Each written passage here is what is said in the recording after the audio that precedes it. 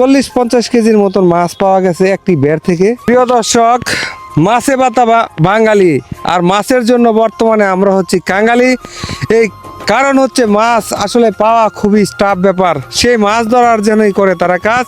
যুদ্ধ তারা শখের বসে মনের আবেশে এই পুরাতন ব্রহ্মপুত্র নদীতে এরকম ভেড় দিয়ে মাছ ধরে।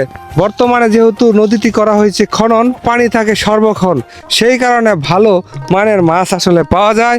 আর সেই দেশি তরতাজা মাছ দিয়ে গরম গরম ভাত খাওয়া যায়। এই ভাগ্য শুধু যারা নদীর তীরে বাড়ি তাদের ভাগ্যে জুটে। আর এটা হচ্ছে চরসনমানিয়া গ্রাম, এটি হচ্ছে বিশাল একটি চর। এই চরে আজ থেকে 100 থেকে 200 বছর পূর্বে বিভিন্ন অঞ্চল থেকে মানুষ এসে এখানে তাদের থাকার জন্য বসত বাড়ি নির্মাণ করে।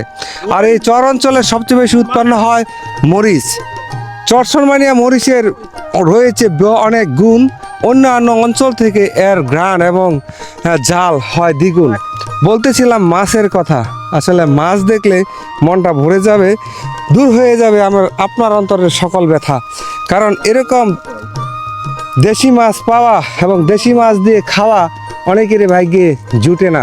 দেখতেছেন এখানে প্রায় 1 মণ অর্থাৎ 40-50 কেজির মতন মাছ পাওয়া গেছে একটি বের থেকে, এবং আরও একটি 5 কেজি ওজনের শৈল মাছ পাওয়া গিয়েছিল, সেটা আগেই নেওয়া হয়েছে। এই মাছগুলো সম্পূর্ণ ন্যাচারাল প্রাকৃতিক খাবার খেয়ে নদীতেই বড় হয়েছে। দেখতেছেন কি বিশাল বড় একটি গজার, এটা হয়তো 1 কেজি হবে। আরো বড় গজার পাওয়া হয়েছিল 5 কেজি ওজনের, সেটা আচ্ছা। তাহলে আজকে আপনাদের পরিকল্পনা সফল। হ্যাঁ, তো এরকম মাছ কি আপনি বিক্রিও করেন মাঝে মাঝে নাকি, না খালি নিজেরাই খান? আচ্ছা, মাঝে মাঝে যদি তাদের মনে চায় তখন বিক্রি করে। যখন মাছের পরিমাণ থাকে বেশি তখন মনটা যখন থাকে খুশি। ঠিক আছে, দেখতেছেন এই নদীতে এরকম ভাবে বের আছে, না হলে কয়েক শত এরকম বের দিয়ে মাছ ধরা হয়।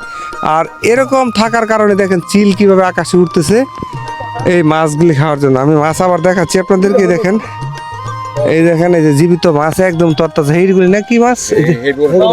বাউস, গজার বাউস, শৈল না?